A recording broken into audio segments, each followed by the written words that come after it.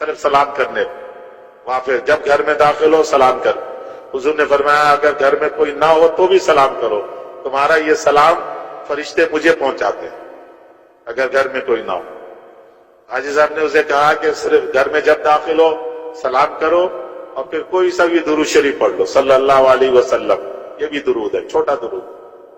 اور پھر ایک دفعہ بسم اللہ الرحمن الرحیم پڑھ لو اور پھر ایک مرتبہ قل هو اللہ احد اللہ الصمد لم یلد ولم یولد ولم یکن له کفوا. بس سلام، درود شریف، بسم اللہ، سورہ اخلاص.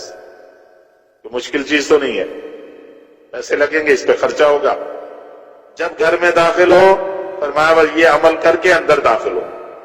جتنا قرضہ ہے وہ بھی اللہ اتار دیں گے، آئندہ مقروض بھی کبھی نہیں ہوگا، اور وافر رزق کا بھی فیصلہ ہو جائے گا. نہ کسی کے پاس جانے کی ضرورت، نہ مانگنے کی ضرورت. 15 دن کے بعد ہی اس نے. تبلیغی جماعت کے تمام اکابرین کے بیانات کو حاصل کرنے کے لیے ہمارے فیس بک پیج تبلیغی بیانات اور یوٹیوب چینل تبلیغی بیانات آفیشیل کو سبسکرائب کریں. جزاکم اللہ. اور وہ تاجر لوگ وہی ان کے تجارت کا سب سے مشغولیت کا وقت عصر کے بعد سے لے کر مغرب کے بعد عشاء تک، اسی وقت سب سے زیادہ رش ہوتا ہے. تو وہاں ایک تھے عبدالشکور بخاری، بہت پرانے. بھائی صاحب نے فرمایا کہ یہ سب سے پہلا آدمی تھا جس نے اتنی تجارت چھوڑ کر جس نے کہا میں دوں، اور اس نے مسجد کو وقت دینا شروع کیا عصر سے عشاء. تو وہ بیمار تھے، حاجی صاحب ان سے ملنے کے لیے گئے، ان کی عادت کے لیے ہم ساتھ تھے. بھائی صاحب نے جاتے حاجی صاحب سیڑھیاں چڑھ کر گئے، خود ہی سیڑھیاں چڑھ کر اور اوپر اس کے پاس گئے اور جا کر حاجی صاحب وہ بستر پہ لیٹے تھے. صاحب ایسا نے کہا تم زمزم پیتے کیوں نہیں؟ وہ بھی پرانے تھا، انہوں نے کہا یقین کہاں سے لاؤ. ایسا نے کہا دیکھو میں نے زمزم پیا، کرسی چھوڑ دیا، میں سیڑھی چڑھ کر تمہارے پاس آیا، تم زمزم پیا کرو، تمہارے پاس زمزم ہے. تو کہنے لگے یقین کہاں سے لاؤ؟ بھائی صاحب نے کہا چلو تم پہلے یقین کے لیے پیو کہ اللہ میں یقین بنانے کے لیے پی رہا ہوں. پہلے اس لیے پیو کہ اللہ میرا یقین بنا دے کہ زمزم سے میرے سارے کام بنیں گے.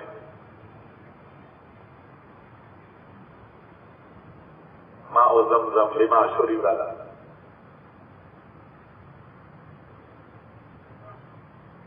یہ محدث تھے، وہ کہنے لگے کہ میں نے دیکھا تہجد کے وقت کہ مجھے پیاس لگی حرم مکی میں، تو میں زمزم کے پاس پہنچا تو میں نے دیکھا کہ ایک صاحب چادر میں لپٹے ہوئے جو ہے کنویں میں سے پانی زمزم کے کنویں سے اس ڈول کا زمانہ نکالا اور اس ڈول سے زمزم پیتے ہوئے چلے گئے. میں نے کہا چلو مجھے نکالنے کی ضرورت نہیں ہوگی، اس میں کچھ نہ کچھ تو بچا ہوگا، تو وہ جا کے میں پی لیتا ہوں. تو وہ جا کر جو میں نے پیا تو وہ تو ٹھنڈا میٹھا دودھ تھا. میرے سامنے تو اس نے ڈول نکالا زمزم کا اور یہ ٹھنڈا میٹھا دودھ. تو اگلے دن پھر تہجد کے وقت مجھے خیال آیا کہ شاید آج پھر آئے گا وہ آدمی. پھر میں انتظار میں رہا تو دیکھا ہاں چادر میں لپٹا ہوا ایک آدمی آیا اور آ کر اس نے ڈول نکالا اور ڈول پی کر چلا گیا. میں نے کہا چلو آج دیکھتے ہیں آج کیا ہے. کہتے جو میں نے پیا تو وہ ستو تھا، ستو گولا ہوا. یہ بہت بڑا بزرگ ہے کہ یہ جو ہے نکالتا ہے زمزم اور ہوتا ہے وہ کچھ اور. تیسرے دن میں نے کہا آج تو میں پیوں گا، بعد میں پہلے اس آدمی کو دیکھوں گا یہ ہے. تو انہوں نے نکال کر جب پی کے وہ جانے لگے تو کہنے لگے میں نے پیچھے سے پکڑ لیا. میں نے کہا پہلے یہ بتاؤ کہ آپ کون ہو؟ کہنے لگے کیوں؟ کہتے پہلے دن آپ نے زمزم نکال کر پیا، بچا ہوا میں نے پیا تو وہ ٹھنڈا میٹھا دودھ تھا. دوسرے دن جو نکالا تو وہ ستو تھا. آج کا تو مجھے اب پتا نہیں. تو کہنے لگے ایک وعدہ کرو کہ میری زندگی میں کسی کو نہیں بتائے گا کہ میں کون ہوں. یہ جو بات ہے یہ میری زندگی میں نہیں بتائے گا، میرے مرنے کے بعد بتا دینا کوئی بات نہیں. کہے ٹھیک ہے وعدہ ہے آپ کی زندگی میں نہیں بتاؤں گا. اچھا میں سفیان سوری ہوں. پہلے دن میرا بڑا جی چاہا کہ اللہ مجھے ٹھنڈا میٹھا دودھ پلا دے، میرے پاس کچھ نہیں تھا. میں نے کہا چلو زمزم نکال کے اسی نیت سے پیتا ہوں تو اللہ نے مجھے ٹھنڈا میٹھا دودھ پلا دیا. दूसरे दिन मुझे सत्तू पीने को जी कर रहा था, मैंने अल्लाह से कहा कि अल्लाह मैं ज़मज़म निकाल के पी रहा हूँ, मुझे सत्तू बना पिला, तो अल्लाह ने सत्तू पिला दिया। आज मुझे शहद वाला मीठा दूध पीने को दिल किया, तो आज मुझे अल्लाह ने वो पिला दिया। कहते मैं वापस जाकर जो बचा हुआ था वो पिया, तो वाकई वो शहद वाला मीठा था, वो पानी था, माँ ज़मज़म लिमा शरीफ। क्या फरमाया मौलाना यूसुफ साहब रहमतुल्लाह अलैह, नमाज बनानी है तो अल्लाह की जो कुदरत उस घर के पास जाहिर हुई है, इस्तिक़बाले क़िबला हकीकत में इस्तिक़बाले कुदरत इलाही है। जो कुदरत वहां बार बार जाहिर हुई, फिर अल्लाह ने अपनी कुदरत से बगैर फौज हथियार और बगैर किसी सबब के, किसी बड़े सबब के अबरहा और उसके हाथियों के लश्कर को छोटे छोटे परिंदों की छोटी छोटी कंकरियों से तहस नहस कर दिया अपनी कुदरत से। और अल्लाह ने अपनी कुदरत से एक यतीम जो पैदा हुआ यतीम और मिस्कीन फकीर की स्कीम को अपनी कुदरत से अल्लाह ने सारी दुनिया में चला कर दिखाया। वो अल्लाह की कुदरत जो जाहिर हुई है, ऐ अल्लाह मैं तेरे उस कुदरत की तरफ चेहरा किए खड़ा हूं, तेरी कुदरत जहां जाहिर हुई है उसकी तरफ। और जब किरात करे, हज़रत ने फरमाया जब किरात करे तो कुरान पढ़ते हुए ये ध्यान हो कि मेरा किरात वो अल्लाह सुन रहा जो शहरत से ज्यादा करीब है। ये कारी हाफिज के पीछे अगर उसका उस्ताद खड़ा हो जाए ना तो उसकी टांगे कांपने शुरू हो जाती है कि मेरे पीछे मेरा उस्ताद खड़ा हो रहा है। अगर ये इस्तेदार हो कि मेरी किरात जो है वो शहरत से करीब अल्लाह सुन रहा है, तो फिर कैसे कुरान पढ़ेगा? 2 मिनट में 4 रकात पढ़ेगा? ये उसे पता चले उसको ये ध्यान कि अल्लाह सुन रहे हैं शहरत से ज्यादा करीब। और फरमाया क़याम रुकू सजदा करते हुए ये ध्यान मैं अल्लाह का अमर पूरा कर रहा हूं, अल्लाह खुश होकर मुझे पालेंगे। जब पहले सजदे में जाए तो ये ध्यान करे कि तू असल में मिट्टी था। पहले सजदे से उठते हुए ये ध्यान करे कि तू इस मिट्टी से इंसान अल्लाह ने तुझे बनाया। 2 सजदों के दरमियान बैठने के वक्त में ये ध्यान करे भाई तेरी दुनिया की जिंदगी इतनी है। और दूसरे सजदे में जाते हुए ये ध्यान करे कि मर के फिर तुझे मिट्टी होना है। और दूसरे सजदे से उठकर ये ध्यान करे कि क़यामत में अल्लाह के सामने खड़े होकर जवाब दे दे। हर रकात में यूं ध्यान जमा कर नमाज पढ़ो, फिर देखो नमाज कैसे बनती है।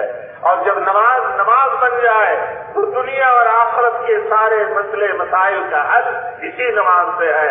तुम्हारे हर मुकद्दमे का हल इस नमाज में, हर बीमारी का से शिफा इस नमाज में, हर परेशानी से राहत इस नमाज में, हर गम से खुशी इस नमाज में, कब्र की परेशानी दूर इस नमाज से, हशर के मैदान की परेशानी खत्म इस नमाज से, पुरसरात से गुजरना इस नमाज से, और बगैर हिसाब किताब के जन्नत में जाना इसी नमाज से। जब नमाज बन जाए फिर देखे नमाज की ताकत कि नमाज से मसले कैसे हल हो।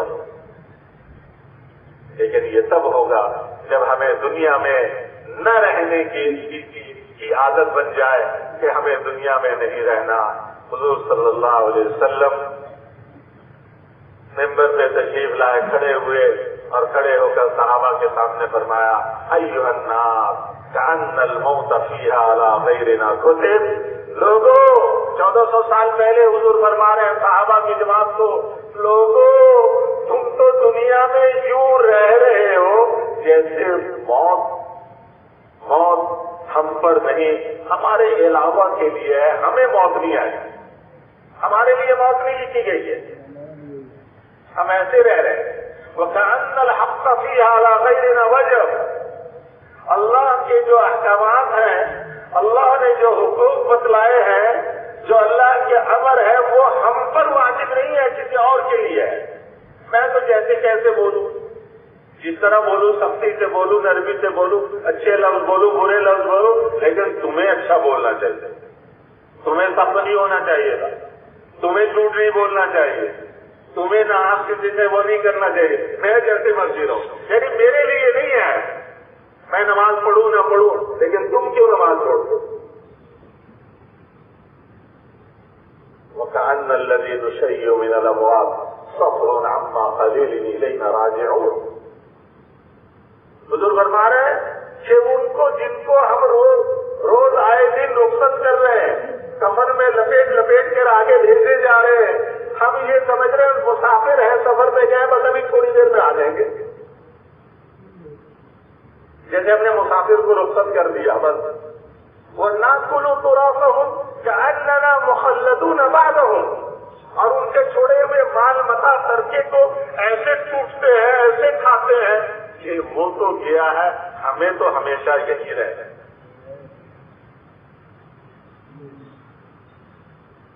कद नसीना कुल्ल वाहिदा वक़द अमिन्ना कुल्ल जाइहा। हर नसीहत करने वाले, वाज करने वाले, बतलाने वाले को हमने भुला दिया, सारे वाजो नसीहतें हमने भुला दी, और सारी मुसीबतों और परेशानियों से हमने अपने आप को मामून समझ लिया। किसी को परेशानी, बीमारी, दुख, मुसीबत, एक्सीडेंट में देखकर कहना उसको हुआ, मैं तो मुझे अमन है, मुझे नहीं होगा। उसकी माँ मरी है, मेरी नहीं मरेगी। उसकी बीवी गई है, मेरी वाली तो रहेगी। उसका बेटा गया है, मेरा बेटा तो रहेगा। हम इस उम्मीद में लगे। तूबा तूबा लिमन शगलहु अयबु अन अयूबिन नास। खुशखबरी है, मुबारकबादी है उस शख्स के लिए जो अपने ऐब को देखने में, अपने खामियों को देखने में, अपनी कोताहियों को देखने में इतना मशगूल है कि उसके पास दूसरों के अयूब देखने के लिए फुर्सत ही नहीं, वक्त ही नहीं है कि दूसरे को अयूब देखे कि उसमें क्या खराबी, देखो जी वो ऐसे बोला था, देखो उसने मेरे साथ ये सलूक किया। इसको अपने अयूब देखने की मशगूली इतनी है कि इसके पास वक्त ही नहीं बचा कि किसी और की कोई खामी और कोताही को देखे। हमारे बुजुर्ग थे ना भाई बिलाल साहब, देखा आप में से किसी ने? माशाअल्लाह, एक ही हाल था, तो अभी ज्यादा अर्सा नहीं हुआ। वो मशहूर बुजुर्ग किसका नाम तो सुना होगा जिन्होंने तेल में, गरम तेल में हाथ डाल दिया था, अक्सर सुनाते हैं। लेकिन ये बात याद रखें, वो बुजुर्ग बनने के बाद कभी हाथ नहीं डाला था। बुजुर्ग बनने के बाद उन्होंने एक दफा भी हाथ नहीं डाला। ये जब हाथ डाला था उस वक्त तो उन्होंने 2-4 गश्तें की थी, लेकिन जोश ईमानी ये कभी कभी होता है, ये नहीं आप लोग हर वक्त जाकर हाथ डालते रहो, दिखाते रहो। वो एक हाल होता है। पता नहीं एक रोजा लगा था या 2 लगे थे, तो वो तलबा जो है ना, ये कॉलेजों के, स्कूलों के, ये तलबा उनके ऊपर शहद की मक्खी की तरह चिमटे रहते थे। प्राइवेट जब आते थे छुट्टियों में तो तश्कील भी होती थी, मशवरे से कि भाई नाश्ते के बाद तलबा जो है उनको भाई बिलाल लेंगे मसबत में, वो उनको ज़राफत की बातें सुना दोनों से तश्कील करते। एक अजीब बात फरमाते थे, जब तुम किसी की तरफ यूं करते ना, यूं उंगली से, तू ऐसा है, तो ये 3 उंगली तेरी तरफ इशारा करती है कि तू 3 मरतबा है। क्यों कहता है ऐसा है? तुमने किया, तो ये 3 उंगली कह रहे नहीं, 3 दफा किया तुमने। उसकी तरफ 1 उंगली से इशारा किया, तो ये 3 उंगली तेरी तरफ इशारा करती।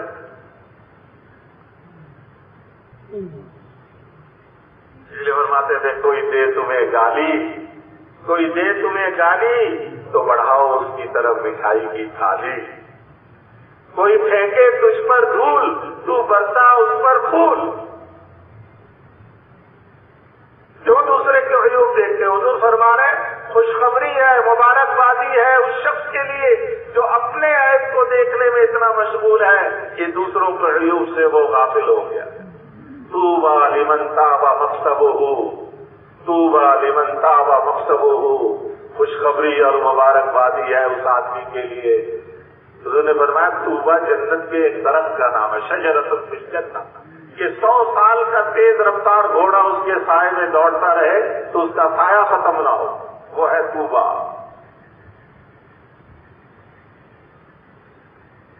کہ جس کی کمائی پاکیزہ۔ ماں یوسف صاحب رحمۃ اللہ علیہ فرماتے تھے کہ حرام کا ایک لقمہ برسہ برس کے عمل کو ضائع برباد کر دیتے۔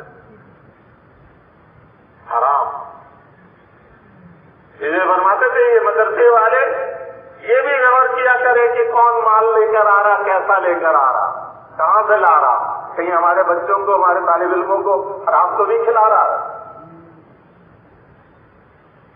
اور رائبٹ میں شدہ کے ساتھی تھے، قبائل کے بڑے سردار تھے ملک صاحب، وہ اپنے علاقے میں گئے تو ان کے علاقے کے ایک مسجد کے اور مدرسے کے محتمی وہ کہنے لگے ملک صاحب یہ تبلیغ میں جو لگ جاتا ہے وہ پھر مسجد مدرسے کا خیال نہیں کرتا۔ یہ کیا بات ہو گئی کہ دیکھیں جی وہ فلاں جو ہے شخص وہ تبلیغ میں نہیں لگا تھا، چلے 3 چلے نہیں لگائے تھے، ہمارے مدرسے کو بھی اتنا دیتا تھا، مدرسے کا بھی خیال کرتا تھا، مسجد کا بھی خیال کرتا تھا، اب وہ 3 چلے لگا کے آیا ہے اب کچھ بھی نہیں دیتا ہمیں۔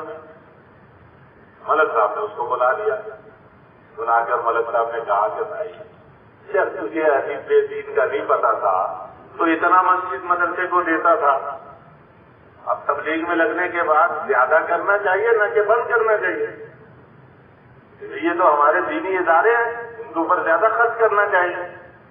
تو کہنے لگا ملک صاحب تبلیغ سے پہلے تو میں پاؤڈر کا کام کرتا تھا، جانتے ہیں نا پاؤڈر، زیادہ اس کی تشریح میں جانے کی ضرورت نہیں، اس میں سے مجھے کچھ بچ جاتا تھا تو 10-20 ہزار میں مسجد مدرسے کو بھی دے دیتا تھا۔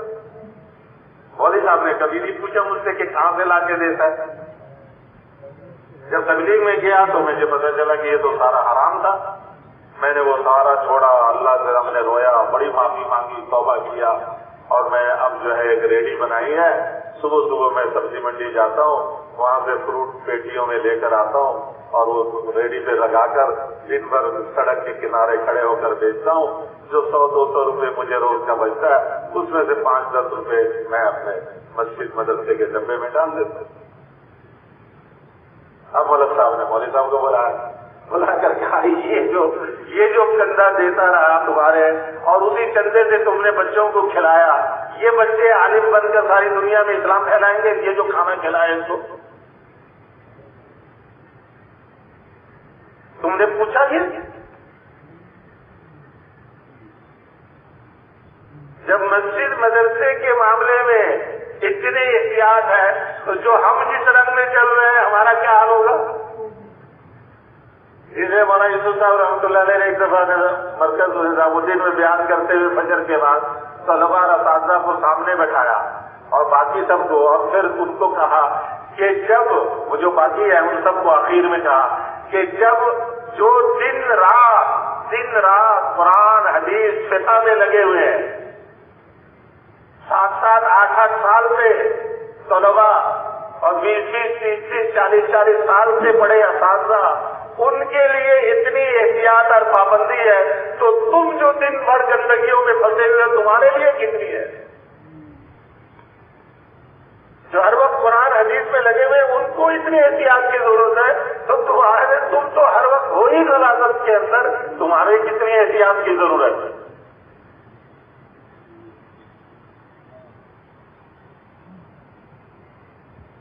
طوبی لمن طاب مقصده، خوشخبری ہے اس کے لیے جس کی کمائی پاکیزہ ہو، وہ صلوحت سریرتہ، اور اس کے جو پوشیدہ اعمال ہے نا، جو خفیہ اعمال ہے وہ نیک ہو، جو چھپ کر کرتا ہے، جو عمل چھپ کر کرتا ہے وہ نیک اعمال ہو، نیکی والے ہوں، صالح اعمال ہوں۔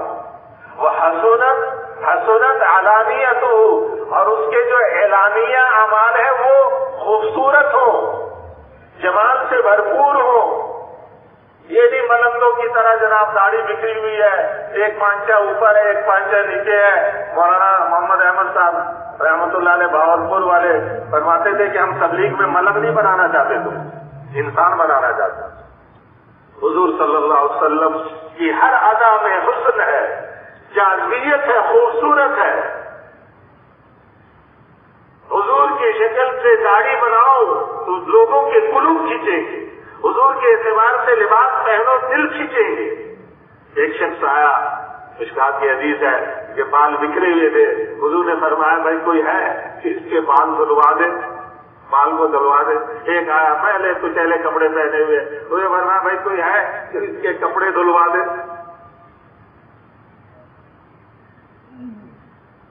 حضور کے ظاہری اعمال کو خوبصورت بنا کر پیش کرنا، اس میں جاذبیت ہے، کشش ہے. ہم یورپ میں جا رہے تھے، جرمنی میں جا رہے تھے، تو ایک جگہ آئی صاحب کو لے کر ہم رکے، جو ہے استنجے کے لیے. آئی صاحب کو رکنا تھا سروس اسٹیشن پہ، تو ایک گاڑی پیچھے سے آ کے رکی ہمارے، اس میں ایک مرد ایک عورت. کہنے لگے کہ بھئی ہمارا جو ایگزٹ تھا نا نکلنے کا، کوئی 100-150 کلومیٹر پیچھے تھا، لیکن تمہیں دیکھ کر ہمارا دل تمہاری طرف کھینچا چلا جا رہا تھا.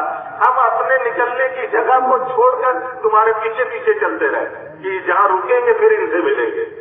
کیا بات ہے، تم عیسیٰ علیہ السلام کے حواری ہو؟ وہ کہنے لگے میاں بیوی، مرد عورت سے، بڑی عمر کے درمیانی عمر. ہمارے ساتھی نے کہا کہ نہیں، ہم عیسیٰ علیہ السلام کے حواری نہیں ہیں، عیسیٰ علیہ السلام کی ہم بہت تعظیم کرتے ہیں، ان کی بہت عزت کرتے ہیں، ہم آخری نبی حضرت محمد صلی اللہ علیہ وسلم کے حواری. یہ تم لوگوں نے سفید لباس کیوں پہنا ہے؟ اور یہ جو تمہارے بڑے، یہ کوئی خاص ہے کہ ان کو دیکھ کر بس دل کرتا ہے کہ ان کے پیچھے چلتا گیا آدمی؟ کیا بات ہے؟ انہوں نے کہا ہمارے نبی کو یہ لباس پسند تھا، اس لیے ہم یہ لباس پہنتے. سنت، حضور کی سنت میں کشش ہے، لوگوں کے دل کھینچے چلے آئیں گے، لوگوں کے دل کھینچے چلے آئیں گے. وہاں یوسف صاحب رحمۃ اللہ نے فرمایا کہ گشت کیا اور گشت کر کے جا کر جو ہے گورنر صاحب کو اٹھا کر لے آئے، گورنر صاحب کو مسجد میں لے آئے. اب مسجد میں لا کر دل میں بڑا خوش ہو رہا کہ گورنر صاحب تبلیغ میں لگ گئے نا، اب تبلیغ خوب چمکے گی. حضرت نے فرمایا ارے وہ گورنر بنا یا نہ بنا، تیرا یقین بگڑ گیا، اس گورنر سے تبلیغ چمکے گی. تبلیغ تو روشن دل اور چمکدار دل سے چمکتی ہے. جس کا دل روشن ہو، جس کا دل چمکدار ہو، اس سے تبلیغ چمکتی. ہم دلوں کو روشن کرنا چاہتے ہیں، دلوں کو اللہ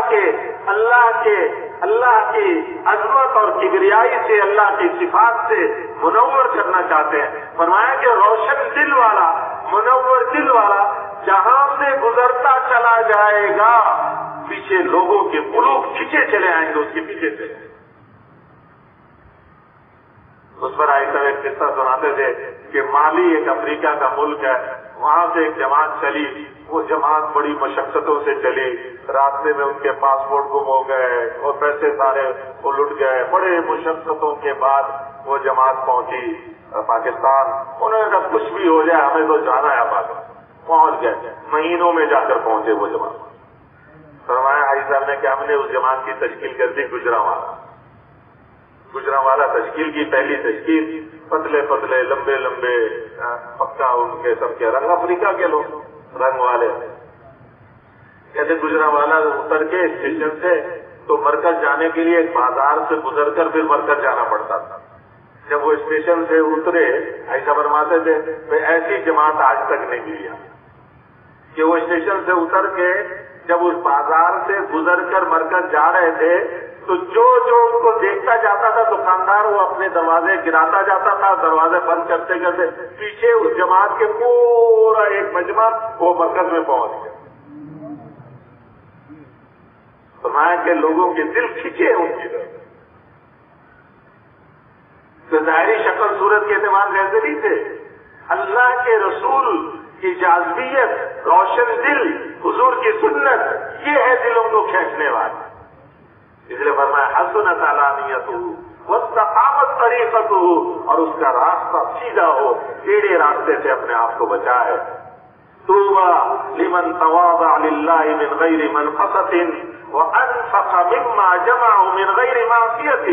خوشخبری اور مبارکبادی ہے اس شخص کے لیے کہ جو تواضع اختیار کرتا ہے، اپنے آپ کو کچھ نہیں سمجھتا، اپنے آپ کو سب سے نیچے رکھتا ہے، اللہ کے لیے، کسی کے ڈر سے نہیں، کسی سے نفع اٹھانے کے غرض سے نہیں، کسی کے عہدے اور منصب کی وجہ سے نہیں، صرف اللہ کے لیے، اللہ کے نام پر اپنے آپ کو نیچے کرتا ہے۔ من تواضع للہ رفعہ اللہ، جو اللہ کے لیے اپنے آپ کو نیچے کرتا ہے، اللہ اس کو اوپر سے اوپر کرتے چلے جاتا ہے۔ اور جو مال اس نے گناہ کے بغیر کمایا ہے، اس مال میں سے خرچ کرتا ہے، اس شخص کے لیے خوشخبری ہے، اس کے لیے مبارکبادی ہے۔ خالط اہل الفقہ والحکمہ، جو علماء ہیں، مفتیان ہیں، اہل حکمت ہیں، اہل علم ہیں، ان کی صحبت میں رہتا ہے، علماء کے پاس اٹھتا بیٹھتا ہے، اہل علم کے پاس آتا ہے۔ ورحم اہل الذل والمسکنہ، اور معاشرے میں جو گرے پڑے لوگ ہیں جن کو کوئی نہیں پوچھتا، ان پہ رحم کھاتا ہے۔ اس شخص کے لیے مبارکبادی ہے، خوشخبری ہے۔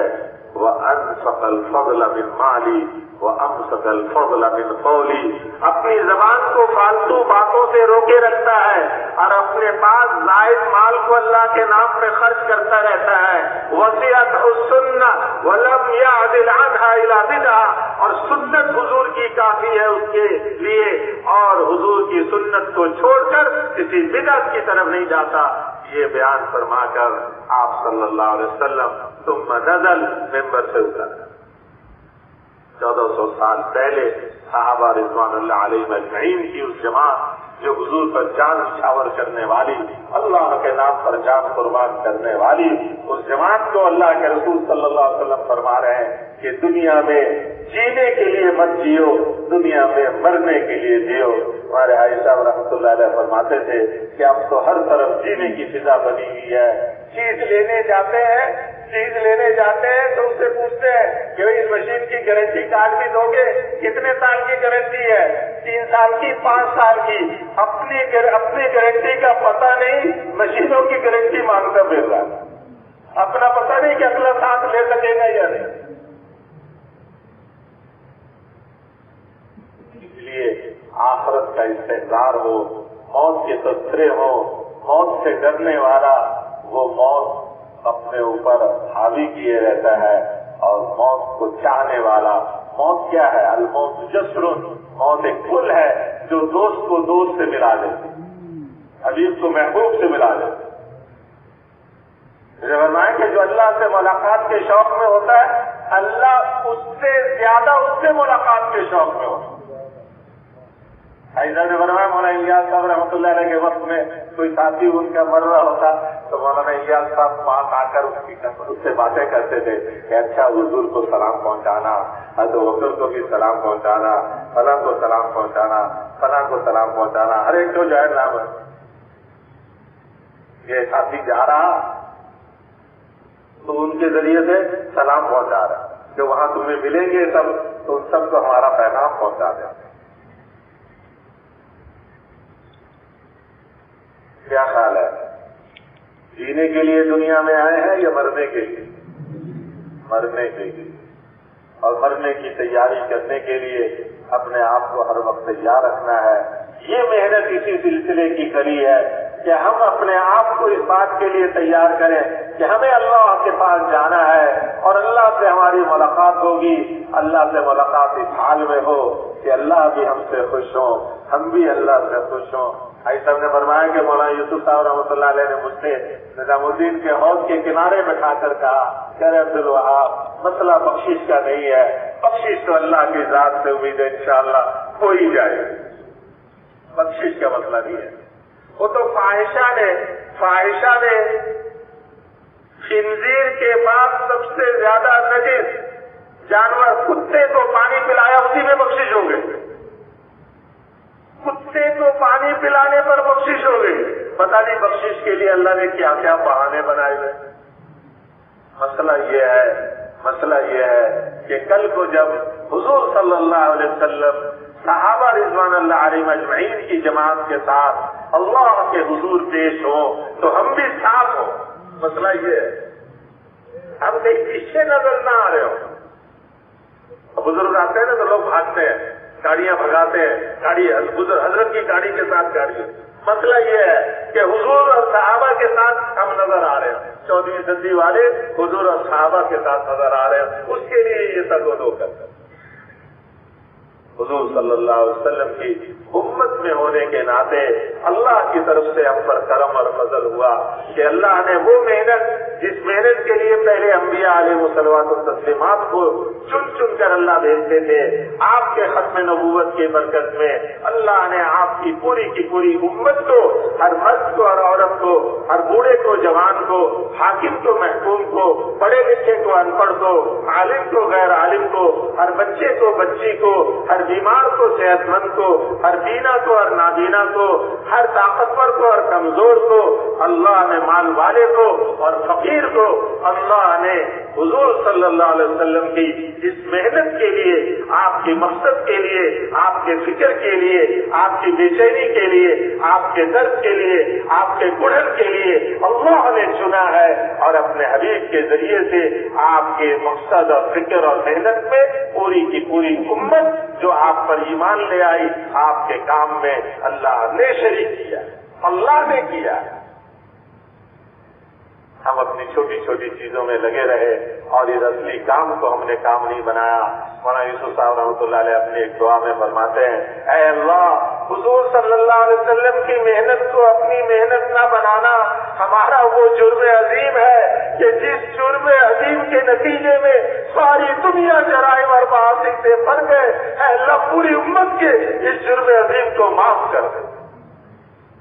امت سے یہ جرم ہوا, جرم نہیں, جرم عظیم ہوا کہ ہم نے حضور کے کام کو کام نہیں بنایا. ہم اپنی تجارت کو تجارت سے اپنا کام سمجھا, ہم نے اپنی ذمہ داری کو اپنا کام سمجھا, اپنی ملازمت کو, اپنی ڈاکٹری کو, اپنی انجینئرنگ کو, اپنی پروفیسری کو, اپنی ٹیچری کو اپنا کام سمجھا. اگر نہیں سمجھا تو حضور کی محنت کو اپنا کام نہیں سمجھا. بچا بچایا وقت ہے, چلو یہ بھی کر لو, ایسا نہیں ہوا کرتا کام. دکاندار کا ہے کہ چلو تھوڑی دیر کے لیے دکان بھی کھول لو, تو دکان نہیں چلا کرتا. تھکے تھکائے بچے بچائے آ کر چلو جی گھنٹہ آدھا گھنٹہ جو اس کام کو بھی دے دو, ایسے نہیں ہوتا. ہم نیت کریں, عزم کریں کہ پچھلے کی تو اللہ سے سب سے پہلے معافی مانگ لیں. استغفر اللہ الذی لا الہ الا هو الحی القیوم واتوب الیہ. استغفر اللہ الذی لا الہ الا هو الحی القیوم واتوب الیہ. استغفر اللہ الذی لا الہ الا هو الحی القیوم واتوب الیہ. یہ ایسا استغفار ہے کہ 3 دفعہ پڑھ لے تو سمندر کے چھاپ جتنے بھی اس کے گناہ ہوں گے سب معاف. بھائی صاحب رحمۃ اللہ علیہ فرماتے تھے کہ ہم اپنی شخصی انفرادی غلطیوں پر استغفار کو کرتے رہنا چاہیے, ہر وقت استغفار کرتے رہنا چاہیے, لیکن اس عظیم محنت کو محنت نہ بنایا, جس محنت کو محنت نہ بنانے کی وجہ سے گناہوں کی فضا میں برباد ہو گئی, اس پر استغفار نہیں کرتا. بلکہ ہمارا تو استغفار بھی استغفار کو چاہتا ہے کہ ہم اپنے استغفار پر بھی استغفار کریں. اللہ سے معافی مانگے کہ اللہ تک جو نہیں کیا اس کو معاف کر دے. التائب من الذنب کما لا ذنب له, گناہ سے توبہ کرنے والا ایسا ہے کہ جیسے اس نے گناہ کیا ہی نہیں. حدیث قدسی کا ایک ٹکڑا ہے, اللہ فرماتے ہیں, یا ابن آدم لو كانت ذنوبك عنان السماء, یا ابن آدم لو كانت ذنوبك عنان السماء ثم استغفرتني غفرت لك ولا ابالي. ارے آدم کے بیٹے, اگر تیرے گناہ اس پورے آسمان کو ڈھانپ لینے کے بقدر بادلوں جتنے ہو جائیں, اس زمین آسمان کے خلا کے بھرنے کے بقدر تیرے گناہ ہو جائے, اور تو مجھ سے اپنے گناہوں کی معافی مانگ لے, میں تیرے سارے گناہ معاف کر دوں, مجھے کوئی پرواہ نہیں. اس کریم آقا سے بھاگ کر کہاں سے چین ملے گا؟ اس مہربان رحمان الرحیم ارحم الراحمین اللہ کے آغوش رحمت سے نکل کر کہاں سکون ملے گا؟ میرے محترم بھائی اور بزرگوں, اللہ کی طرف رجوع کر لیں, اپنی غلطیوں کی معافی مانگ لیں، نہ معلوم ہماری ان غلطیوں کی وجہ سے اللہ نے ہمیں بھی سب کو ایک گھنٹہ دیا اور ہمیں دکھلا دیا، اللہ نے فضل کیا، کرم کیا کہ پھر سے اللہ نے وہ محنت کے سلسلے جاری کر دیے، اس پر اللہ کا شکر ادا کریں اور نیت اور عزم کریں کہ جو پہلی کوتاہی ہوئی اب اس کوتاہی سے بچیں گے، آئندہ کے لیے اس کام کو کام بنائیں گے، اس محنت کو محنت بنائیں گے، اس کے ہر تقاضے پہ اپنے آپ کو پیش کریں گے، آگے مشورے والے جیسا طے کرتے کریں گے، لیکن اپنے آپ کو ہر قربانی میں آگے بڑھانے کی کوشش کریں گے۔ اس کے لیے فی الحال تو ابھی ملکوں کی جماعتیں سال 7 مہینے کی اس کے ارادے کرتے رہے، تفقد کراتے رہے، جب اللہ نے دروازہ کھولا ملکوں کے لیے تو انشاءاللہ جائیں گے، لیکن فوری طور پر 3 چلے کی جماعتیں علماء کرام جو سال کے لیے جن کے سال رہ گئے پچھلے سال نہیں جا سکے شعبان کے بعد، تو وہ ہمت ارادے کے ساتھ